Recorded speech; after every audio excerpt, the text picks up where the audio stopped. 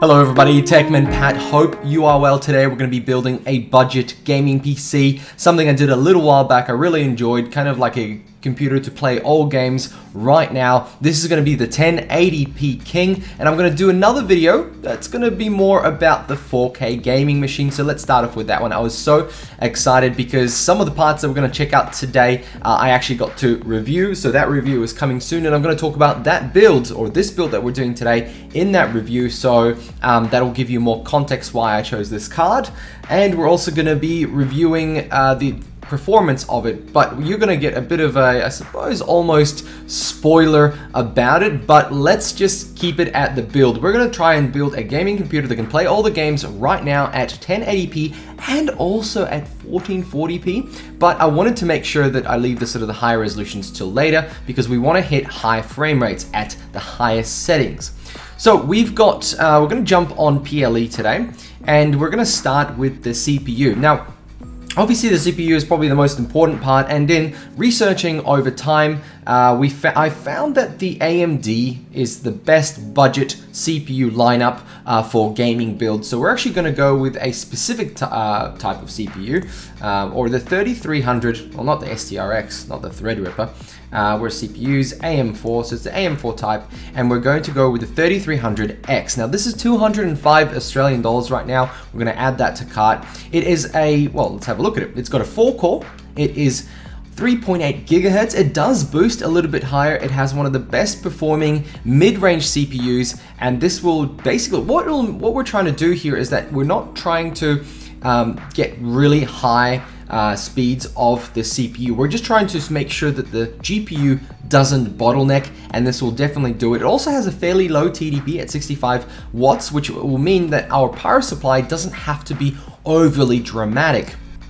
So max boost, like I said, 4.3 gigahertz. This will be great for single core performance, and it has 8 threads. So this CPU is actually comparable to the i7 7700K that I have in this computer right now that we're recording on. So this build is going to perform exactly the same as it would with this and this graphics card. So let's find the graphics card next. So we've added that to the box. So let's go to the GPU. So it's the 5600 XT. We're going to search straight for it. Now the reason I wanted to search for it, because I wanted to also show you some other options that come around, the price ranges that you can find for this card.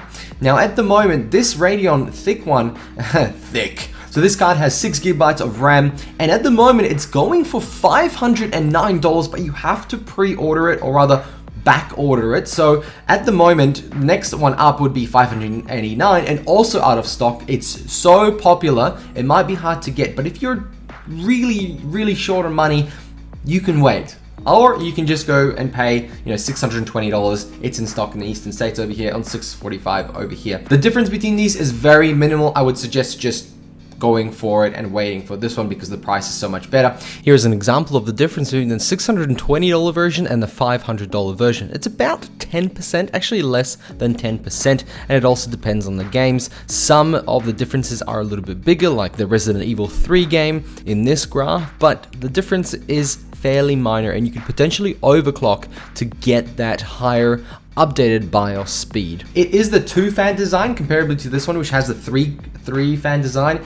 Actually, it won't make a big difference because the heat and the output of the TDP on this card is not as big as some other cards. It's well within reason, and those cooling fans, they're actually bigger than the one on here. As you can see, it's higher, so the fans are bigger, so the 2 big one, I would say it'll perform as well as the 3 here. So we're going to add that to cart. And what kind of performance do you think we're going to get? Well, we're going to get full frames at 60 to 100 to 144 at 1080p, depending on the game. All right, let's go to the motherboard. And this one was pretty simple. Just needed to get the cheapest motherboard that is available for the AM4 platform. So if we go all categories, motherboards, and AM4. Now I actually chose this one, ASRock, $99. It is the most basic entry level one, and because this is a budget build, we really want to keep the cost down, and the motherboard is actually one of the easiest places to keep the cost down. ASRock is fairly reliable. You've got a pretty decent warranty here in Australia, and it is $99, and it'll accept the 2 RAM sticks that we're going to put in there. It's got a PCI Express 16 slot for your graphics card, and a little bit of expansion if you need to add a Wi-Fi card, and that'll have to do. There are 4 SATA slots here. We just can't go overboard on this part, unfortunately, to make this fit within our budget. So we've added that item, have we? Yes, we have. Now let's go to the RAM. Now this is actually a particular one, so we'll just go to all categories, select RAM, and we're going to make sure that this RAM is actually going to work with our 3300X AMD Ryzen CPU. And what we need to look for is the 3200 Corsair RAM here, and it's this one right here. So we're going to go with the 16 gigabyte kit, but we wanted to make sure that it's 3200 megahertz, because that is actually what this CPU supports at best, as in that's probably the best one it supports. Now you can use something lower, but to get the best performance out of your CPU, and a Ryzen is actually known to be a little bit finicky with a RAM, so we've chosen this one right here, 3200. So we're going to add that to cart, and now let's go find a case. Now there is a case that I found that I really liked, and it was very cheap. Now this is something that you can probably get for much cheaper, so if we just go sort by price, you can decide on a $45 case, because we are getting a small motherboard, which means we can go small. We can even go to something like this, but I found this one right here, the Gigabyte, to be really nice. Not only that, but also has a glass side, it looks really sleek, and will make your machine really, really cool looking. Also, it comes with a fan. We still need to get a PSU, and this is on back order at the moment, but we're going to add it to cart, so that's $79. Again, this is very much your choice. So let's jump to the power supply now. So if we go to power supplies right at the bottom here, we kind of don't need to get anything huge. We can get a 550 watt power supply that will do very well. So here's one for $129. It's an 80 plus gold power supply. Because of the low TDP of the CPU and the fact that we're not going to be running a extraneous graphics card, and again, because this is a budget build, the Cooler Master one will do fine. It is not actually a modular one, so that's the only thing you sort of have to consider, is that all the cables will be hanging around. But with that case that we decided on, I think you'll be able to actually hide them away and tuck them up behind. So we'll go with the Cooler Master. I've had good experience with it. We don't want a bronze one. I know it's a little bit cheaper, but we want to make sure that this build will last a long time. And in case you want to swap anything out, that power supply will actually last you a lot longer than your other parts. So we'll go add that to cart. And let's have a look at what we have here. We have the CPU, the graphics card, the motherboard, the RAM, the case, and the power supply. We just now need an SSD. Now, the best thing to do is to get something like a Kingston, because they are cheap, but they're also fairly reliable. They're not the fastest brand they're not the fastest SSD out there, but they are actually very reliable, what I found. Now, people have had other comments about them, but I believe lately in the last 12 months, they've actually been really good. So this is what we're gonna go for, the Kingston 240 gig SSD. It's only $79. Okay, so we've got our SSD. Now in this build, we're really trying to make sure that we don't go over $1,300. So right now, if we go to our cart, we have $1,269. Obviously, you can add Windows 10 to it. You can actually buy Windows 10 from eBay for a couple of dollars. You don't necessarily have to go buying it for $120.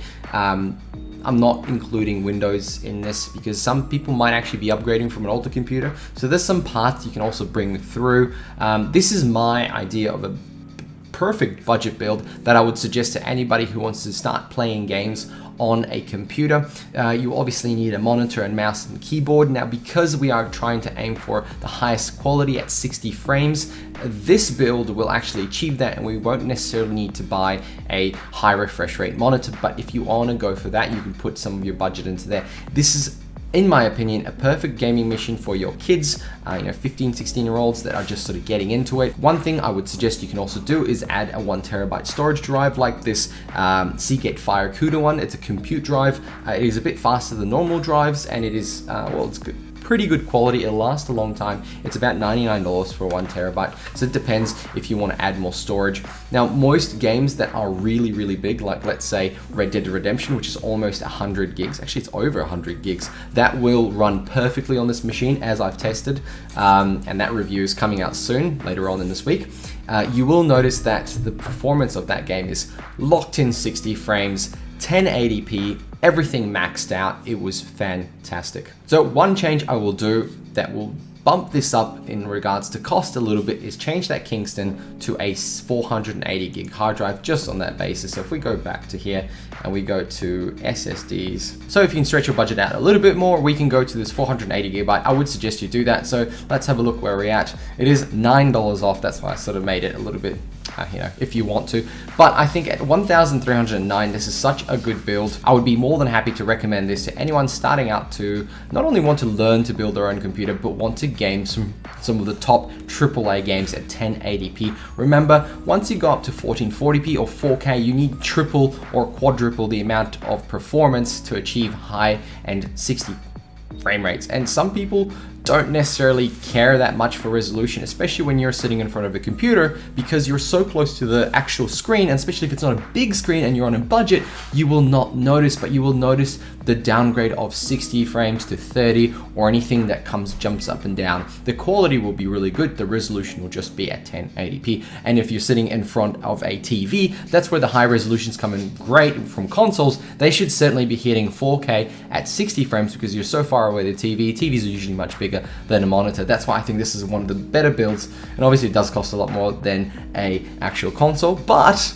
you can also do 10 times more. So friends, thank you very much for watching. I hope this helped you make a decision on building a new computer or a budget build, or for somebody else who's looking to build a budget computer, maybe share this video with them or send through some of these details. I'll create this as a wish list and save it as a link for you guys to view. Let me know below if you change any of these parts. I'd love to know your thoughts. Thanks for watching, like and subscribe, and I'll catch you all in another one. Bye!